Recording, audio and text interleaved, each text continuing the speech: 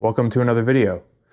So I wanted to go over my new coach and the week of baseline testing we just finished, as well as what I'm currently training for and my long-term outlook for my training.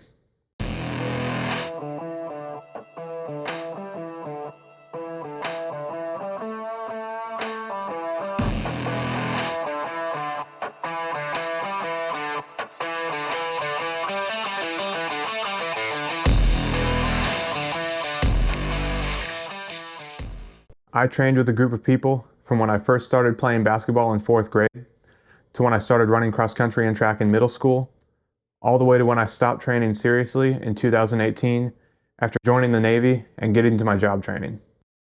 For the next 2 years, I trained very inconsistently with no real goal in mind. I gained 20 pounds, and as you can guess, none of it was muscle. I got inspired by some YouTube videos and decided it was time to start training for some serious goals again. I had a really difficult time being consistent, and I often ended up overly sore or injured from trying to do too much too soon.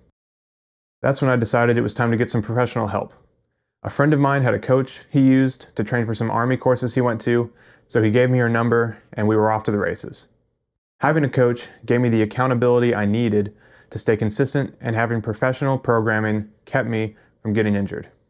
Fast forward a year and a half, and my goals and outlook on training have changed. I really want to dive deep into triathlon, as well as some other strength and ultra endurance goals. So I reached out to Fergus Crawley, co-founder of Omnia Performance. They specialize in hybrid training and ultra endurance activities. Fergus himself has completed some insane hybrid benchmarks, such as squatting 500 pounds and running a sub 5-minute mile in the same day, and lifting a 1,200 pound powerlifting total and completing a sub 12-hour Ironman in the same day. I will link Fergus's YouTube channel here, as well as their website in the description below. Right now, I'm training for a 60K trail ultramarathon on April 2nd, 2023, and a full Ironman later in 2023. I don't have a date down for the Ironman yet, but it's looking like I might be doing Ironman Maryland in September.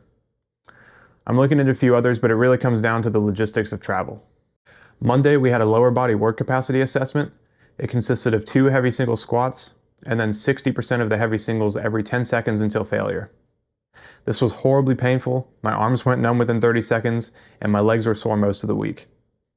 I hit 335 pounds for the heavy singles, and I lasted 4 minutes or 25 reps for the 60% to failure, which I'm pretty happy with because I had hernia surgery less than a year ago, so coming back from that, these felt great. Tuesday, we had an upper body assessment, which consisted of 2 heavy singles on bench, and then 60% of that to failure for 2 sets.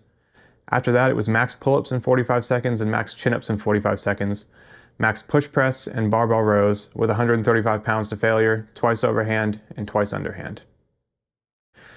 Wednesday, I had a bike fit, so no assessment on Wednesday. If you've never done a bike fit, it actually consists of a lot of pedaling at uncomfortable wattage while the person watches your form and makes adjustments. Thursday was a critical swim speed assessment, which I actually had to push to Friday afternoon because of a pool closure. Friday morning was a lactate threshold heart rate test. This test allows us to set heart rate zones accurately, and it's incredibly painful again. To do the test, you do a thorough warm-up, followed by running as hard as possible for 30 minutes with a chest heart rate monitor. Your average heart rate for the last 20 minutes is an approximation of your lactate threshold heart rate, which can then be put into your Garmin or whatever other device you have to ensure accurate heart rate zones. Quick tip if you have a Garmin is to make a workout and set it up like this.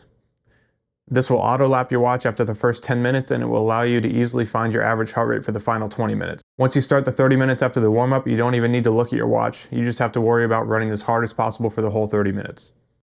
Friday afternoon, I did the critical swim speed assessment, which I didn't have any video for because bringing a camera into the pool is frowned upon by some people, so I don't do it that much.